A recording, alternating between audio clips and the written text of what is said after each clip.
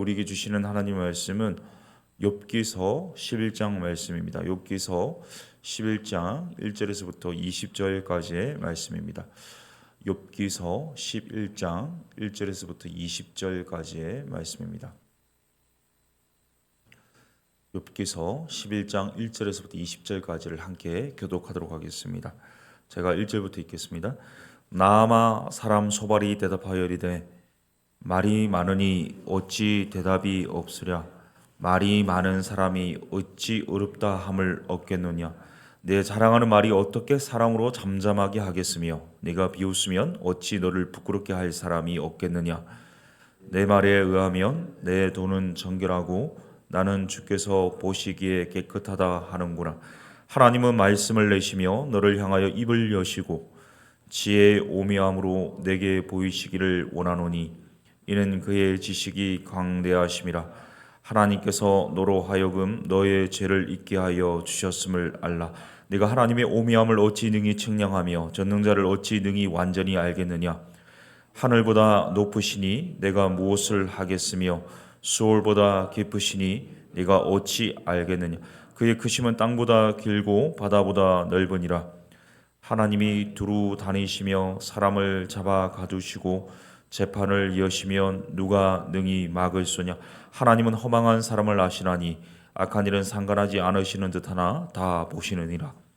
허망한 사람은 지각이 없나니 그의 출생함이 들나귀 새끼 같으니라. 만일 내가 마음을 바로 정하고 주를 향하여 손을 들 때에 내 손에 죄악이 있거든 멀리 버리라. 불의가 내 장막에 있지 못하게 하라. 그리하면 내가 반드시 흠없는 얼굴을 들게 되고 굳게 서서 두려움이 없으리니 곧 내 환난을 잊을 것이라. 내가 기억할지라도 물이 흘러감 같을 것이며 내 생명의 날이 대낮보다 밝으리니 어둠이 있다 할지라도 아침과 같이 될 것이요 내가 희망이 있으므로 안전할 것이며 두루 살펴보고 평안히 쉬리라. 내가 누워도 두렵게 할 자가 없겠고 많은 사람이 내게 은혜를 구하리라. 그러나 악한 자들은 눈이 어두워서 도망할 곳을 찾지 못하리니 그들의 희망은 숨을 거두는 것이니라. 아멘. 우리가 종종 이렇게 말할 때가 있습니다. 아니, 이렇게 말하는 사람들이 있습니다. 나는 그 사람을 보면 그 사람이 어떤지 바로 안다. 어쩌면 이것은 교만이죠. 이 죄 중에 죄입니다. 이 하나님 외에 어떻게 그 사람을 속속들이 알 수 있겠습니까? 우리 정현종 시인이 방문객이라는 시에서 이렇게 노래한 적이 있습니다. 여러분 잘 아시는 시인데요. 다음 보여주시면요. 이 사람이 온다는 건 실로 어마어마한 일이다. 그는 그의 과거와 현재와 그리고 그의 미래와 함께 오기 때문이다. 한 사람의 일생이 오기 때문이다. 이렇게 노래한 적이 있습니다. 한 사람이라는 것은요, 그가 맺어온 이 환경과 이 관계의 합이고 결과라고 할 수 있겠습니다. 한 사람이 그렇게 할 수밖에 없는 것, 살 수밖에 없는 것, 그렇게 말할 수밖에 없는 것, 행동할 수밖에 없는 것은요, 분명히 그럴 수밖에 없는 이유가 있다는 말입니다. 인디언 속담에 그 사람을 알려면 그의 신발을 신고 오리를 걸어보라 이런 표현이 있습니다. 그 사람과 같은 환경에서 지내보지 않는다면 죽었다 깨어나도 그 사람을 제대로 알 수 없다라는 표현입니다. 인디언의 어느 부족은요, 친구 집을 방문하면 아무 말 없이 그 친구가 생활하는 것을 물끄러미 바라보다가 그냥 말없이 돌아간다고 합니다. 그들에게 친구는 어떤 것이냐, 이 상대방의 삶을 있는 그대로 지켜봐 주는 존재라고 할 수 있겠습니다. 우리가 어떤 사람을 대할 때 쉽사리 섣불리 평가해서는 안 됩니다.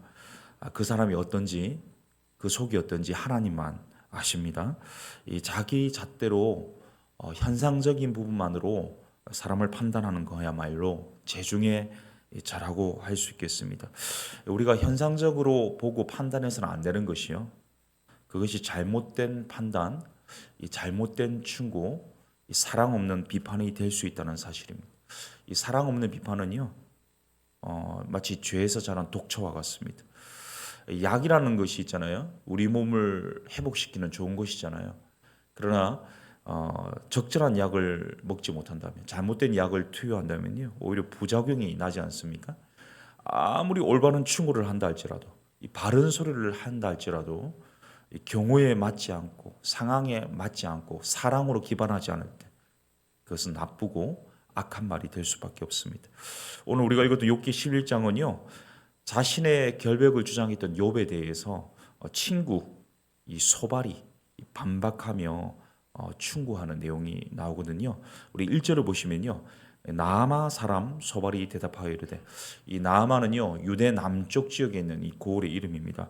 이 소발의 뜻은 지저귀는 새라는 뜻인데 당시에는요 연장자부터 이 말을 했었거든요. 그러니까 가장 나이 많은 사람이 말을 하고 그다음 나이 많은 사람이 말을 하고 그다음 그렇게 이제 말을 이어갔기 때문에 아마도 친구들 중에서 이 소발이 가장 나이가 어렸을 것이다 이렇게 보입니다. 이 소발 또한 이 모든 재난은요 인과론 그리고 화목론에 대한 어떤 이 사상에 기반한다고 그것을 근거로 해서 욥에게 충고를 하고 있는데 그 내용들을 보시면요 다소 성급하고 이 불손한 태도들입니다. 2절을 한번 같이 읽습니다. 시작. 말이 많으니 어찌 대답이 없으랴. 말이 많은 사람이 어찌 어렵다함을 얻겠느냐. 이 소발은 이 욥의 이 답변에 대해서 무시합니다. 그리고 너 말이 많다. 너무 말이 많다 이렇게 말하고 있는데요. 이 성경에서 말이 많다는 것은요 긍정적인 의미가 아닙니다. 어리석다 또 이 죄의 특성이다 이렇게 비난의 어떤 대상이 되는 것이 말이 많은 사람인데요. 잠언 10장 19절을 제가 읽어드리겠습니다. 말이 많으면 허물을 면하기 어려우나 그 입술을 제하는 자는 지혜가 있느니라. 이 성경은 지속적으로 이 말을 많이 하는 것에 대해서 경계하고 있습니다. 우리 본문 3절을 읽습니다. 시작. 내 자랑하는 말이 어떻게 사람으로 잠잠하게 하겠으며 네가 비웃으면 어찌 너를 부끄럽게 할 사람이 없겠느냐. 여기서 자랑하는 말이라는 것은 노골적인 거짓말을 말하거든요. 이 4절의 내용을 근거로 해서 욥이 이렇게 항변을 했습니다. 행위를 말하는데요. 행위가 정결하고 주께서 보시기에 나는 깨끗했다 이렇게 계속해서 항변을 했었는데 그 고백을 가리켜서 이 소발은요 욥이 노골적으로 거짓말하고 있다. 친구들의 충고와 하나님의 판단에 대해서 제대로 듣지 못하고 있다. 그리고 자기가 원하는 대로 생각하고 있다 이렇게 말하고 있습니다. 소발은 지금 욥을 완전히 오해하고 있는데요. 이 살면서 가장 어려운 것이 인간관계인 것 같습니다. 제가 이전에 책을 읽어보니까 인간관계에 걸림돌이 되는 장애물이 10가지나 있더라고요. 내가 생각하고 있는 바, 또 내가 표현하는 바, 또 내가 말하고 있는 단어와 또 그 사람이 받아들이는 단어, 그 사람이 받아들이는 생각, 그 사람이 이것을 판단하는 이 중고의 틀이 다 다르기 때문에 10가지 장애물이 있기 때문에 이 장애물을 뛰어넘어서 의사소통을 하는 것이 쉽지 않다라는 책을 본 적이 있는데요. 이 인간관계의 문제는요 95% 오해에서 비롯된 것입니다. 저 사람이 지금 나한테 이런 얘기를 하는 게 저런 생각을 가지고 있기 때문이겠지? 저 사람이 나에게 지금 인사를 제대로 안 받아주고 가는 것은 나에 대해서 어떤 마음이 있기 때문이겠지? 지금 이렇게 나에게 말하는 것은 나를 무시해서 하는 말이겠지? 이 모든 것들이요 오해입니다. 이 오해가 이 갈등과 이 문제를 촉발합니다. 그렇기 때문에 우리가 구해야 될 것은요 오히려 이런 의사소통하기 전에 이 관계를 맺기 전에 하나님께 지혜를 구해야 하는 거죠. 하나님께서 네게 올바른 지혜를 주시기를 원한다. 이 충고를 하는 이 소발의 6절의 말은요 오히려 소발 자신에게 먼저 적용해야 할 말입니다. 인간관계에서 또 하나의 오해는 뭐냐면 나는 항상 있잖아요 잘못한 것이 없어요. 나는 하나님의 편에서 하나님 뜻대로 내가 이야기하고 있는 겁니다. 이것이 우리의 착각이죠. 항상 나는 다윗이다. 항상 나는 솔로몬이다. 항상 나는 모세다. 항상 나는 욥의 편에 있다. 그런데 오히려 우리는요 그 반대일 경우가 많습니다. 내가 그토록 싫어하는 사울일 수도 있고요. 내가 그토록 미워하는 욥의 친구들, 소발일 수도 있는 겁니다. 항상 나는 언제든 오른편에 있다고 생각하는 것 자체가 오판이라는 사실입니다. 남에 대해서도 오해하잖아요. 근데 자기에 대해서도 오해를 합니다. 자기 말을 하면서 하나님이 이렇게 주는 뜻이다 이렇게 말하고 있다면 듣는 사람에게는 그것이 말을 할수록 상처가 되고 또 자기는 말을 하면서도 계속 죄를 짓고 있는 것이 되고 맙니다. 이 소발이 지금 그러한 행위를 하고 있는 거죠. 특별히 11절 12절을 보시면요. 한층 더 나아가서 욥을 좀 원색적으로 판단하고 충고하는데요. 11절 12절 같이 있습니다. 시작. 하나님은 허망한 사람을 아시나니 악한 일은 상관하지 않으시는 듯하나 다 보시느니라. 허망한 사람은 지각이 없나니 그의 출생함이 들나귀 새끼 같으니라. 이 허망하다라는 것은요, 거짓되고 헛되다는 뜻인데, 허망한 사람이라는 것은 거짓되고 위선적인 사람, 그리고 텅 빈 사람을 말합니다. 이 소발이 계속해서 인과론과 화복론 사상을 말하거든요. 이 결과, 당신이 이러한 결과가 온 것은 반드시 원인이 있다는 거예요. 거기다가 의인은 복을 받을 수밖에 없는데 당신은 죄인이기 때문에 회개해야 된다. 이 하가 온 것은 당신이 잘못 살았기 때문이다. 이런 인과응보와 신상필벌의 이데올로기로 점철된 것이 이 소발의 이 말에 잘 표현되어 있습니다. 이 소발이 욥을 공개적으로 모욕하는 중에 12절에 보면 들락이라는 표현이 있습니다. 중동 지역에서 흔하게 볼 수 있는 동물이 들락인데요. 길들여지지 않는데요. 잘 길들여지지 않고 자제력이 없다고 합니다. 그리고 잘 순종하지 않고 거역하는 태도를 보이는 것이 이 들락이라는 짐승이라고 합니다. 그러니까 하나님의 재판 결과에 순복하지 못하고 반항하고 불평하는 이 욥이 바로 들락이 같은 허망한 사람이다. 이렇게 소발이 원색적으로 비판하는데요. 이 본격적으로 13절부터 20절까지는요. 소발이 뭐라고 표현하냐면 13절을 보시면요. 같이 읽습니다. 시작. 만일 내가 마음을 바로 정하고 주를 향하여 손을 들 때, 이 손을 든다는 말은요. 기도한다는 말이거든요. 그러니까 13절부터 20절까지는요. 네가 손을 들어서 지금 네 죄악을 돌아보고 하나님께 회개의 기도를 해야 된다. 하나님께 회개의 기도를 촉구하는 그런 내용이 13절부터 20절에 나오고 있습니다. 그런데 제가 말씀 준비하면서 한번 말씀을 좀 곰곰이 살펴봤는데요. 여러분도 한번 보시면 13절부터 20절까지요. 한 절 한번 뜯어서 한번 잘 살펴보십시오. 어디 하나 잘못된 말이 없습니다. 구구절절 옳은 말만 하고 있습니다. 다 맞는 말입니다. 그런데 문제는 뭐냐면 잘못된 전제가 있는 거죠. 욥이 죄인이고 죄악을 범했을 때 이것은요. 구구절절 맞는 말인데 욥은 어떤 사람입니까? 날마다 자기가 하나님 앞에 혹시 그릇되이 행했는지를 날마다 회개하면서 제사 지냈던 사람이 욥입니다. 그리고 자기의 자녀들이 해계나 홍해나 하나님 앞에서 범죄했을까 봐 자녀들 대신해서 또 제사했던, 자녀들 데리고 제사했던 사람이 누구냐? 바로 욥입니다. 그러니까 욥은요.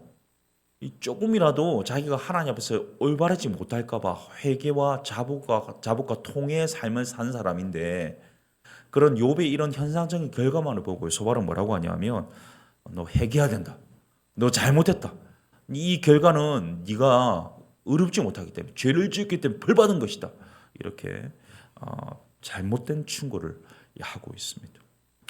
에베소서 4장 15절을 보시면 이런 말씀이 있습니다. 오직 사랑 안에서 참된 것을 하여 범사에 그에게까지 자랄지라. 그는 머리니 곧 그리스도라. 킹 제임스 버전에는요. But speaking the truth in love라고 표현하고 있습니다. 뭐냐면 이 사랑으로 진실함을 말하라 이런 표현입니다. 우리가 흔히 그런 표현하지 않습니까? 제사장적 표현, 선지자적 표현. 우리가 제사장으로서 이제 제사적인 관점으로 사람을 본다면요, 그 사람을 너무 사랑하는 거죠. 그래서 허물이 있고 잘못이 있지만 다 덮어주려고 합니다. 문제는 뭐냐면 너무 사랑하기 때문에 해야 될 말을 하지 않는 거죠. 필요한 말을 충고를 해야 되는데 하지 않는 것이 이 사랑입니다. 제사장적인 관점입니다. 근데 선지자적인 관점은 무엇일까요? 잘못된 것을 지적하기에 바쁩니다. 이 사랑이 없는 거죠. 진리대로 바로 살아야 된다. 너무 강조한 나머지 이 사랑을 잃어버립니다. 그러면 그것은요 결국 쓴소리가 되고 원색적인 비난이 되고요. 그것을 듣는 사람도 그렇고 또 말하는 사람과의 관계가 이 산산이 부서지는 거죠. 에베소서가 말씀하는 게 뭐냐면요, 이 사랑과 이 진리는 함께여야 된다. 사랑한다고 진리를 말하지 못하는 것도 아니고 진리를 말하면서 사랑이 없어서도 더더욱 안 된다는 것을 말하고 있습니다. 이 사랑과 진리가 함께여야 된다. 잠언 25장 11절을 보십시오. 경우에 합당한 말은요, 아로 새긴 은쟁반의 금사가라고 말합니다.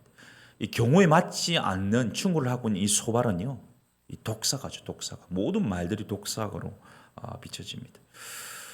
잘못된 충고는요, 사랑과 진리가 같이 가지 않는 충고는요, 이 독사과 같고 관계를 산산이 부서뜨리게 하고 자기는 죄를 짓고 듣는 사람은 상처를 주는 부분입니다. 그럼에도 정말 이 문맥이 정말 이 소발의 말이 정말 경우에 맞지 않고 문맥적으로도 옳은 말은 아니지만 이 구절 한 구절은요, 역설적으로 우리에게 또 새겨듣고 붙들어야 될 진리를 말하고 있습니다. 욥에게 말하는 게 아니라 내 자신에게 비추어 본다면 이 소발이 회개하는 말, 아직 내가 하나님 앞에서 나도 모르게 이 죄악을 가지고 있다.